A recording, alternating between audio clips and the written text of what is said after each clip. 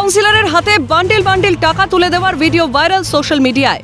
যদিও ভাইরাল ভিডিওর সত্যতা যাচাই করেনি সিএন, তবে ভাইরাল ভিডিওতে এক ব্যক্তিকে বলতে শোনা যায়, মায়ের সোনার জিনিস বিক্রি করে দিয়ে টাকা জোগাড় করে এনেছি।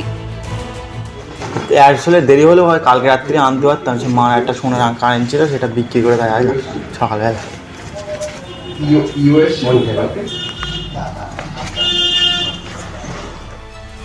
এলাকাবাসীর দাবি, প্রশাসন দ্রুত তদন্ত করে প্রয়োজনীয় ব্যবস্থা নিক।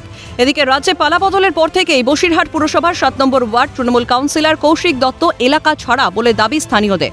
তার বিরুদ্ধে আবাস যোজনায় ঘর পাইয়ে দেওয়ার নাম করে সরকারি প্রকল্পের টাকা আত্মসাতের মতো একাধিক অভিযোগ রয়েছে।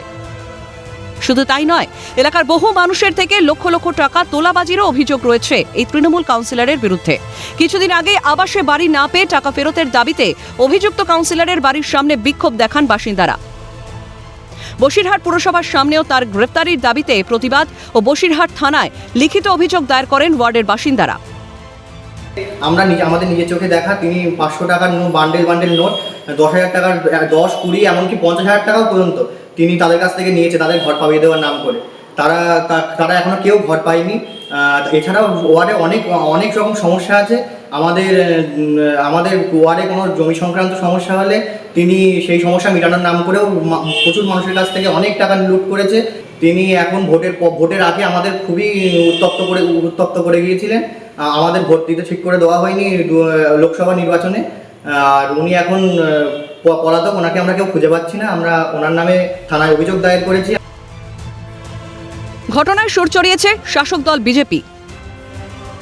আর এ তো শুধু ছোট একটা মাছ, কৌশিক দত্ত, যে টাকা নিতে গিয়ে একেবারে ভিডিওতে ধরা পড়েছে। আগামী দিনে আরও বড় বড় মাছ রয়েছে, চেয়ারম্যান সহ বাকি যারা রয়েছে তারাও ধরা পড়বে, দুর্নীতি সবার সামনে আসবে। কারণ বর্তমানে এই পশ্চিমবঙ্গে সুশাসন প্রতিষ্ঠিত হয়েছে, আর সুশাসন প্রতিষ্ঠিত করেছে আমাদের সকলের প্রিয় মুখ্যমন্ত্রী শুভেন্দু অধিকারী মহাশয়। তাই শুভেন্দু অধিকারী মহাশয় যতক্ষণ থাকবে, কোনো লোক দুর্নীতির থেকে ছাড়া পাবে না। এ বিষয়ে প্রতিক্রিয়া নেওয়ার জন্য অভিযুক্ত কাউন্সিলর কৌশিক দত্তের সঙ্গে যোগাযোগের চেষ্টা করা হলেও তার ফোন বন্ধ ছিল। বসিরহাট দক্ষিণ বিধানসভা ঋতব্রতপন্থী তৃণমূল বিধায়ক সুরজিৎ মিত্রের সঙ্গে যোগাযোগ করা হলে তিনি এ বিষয়ে কোনো রকম প্রতিক্রিয়া দিতে চাননি। তৃণমূলীদের বিরুদ্ধে কাটমানি, তোলাবাজির মতো অভিযোগ রাজ্যে নতুন নয়। এখন দেখার পুলিশি তদন্তে আর কি উঠে আসে।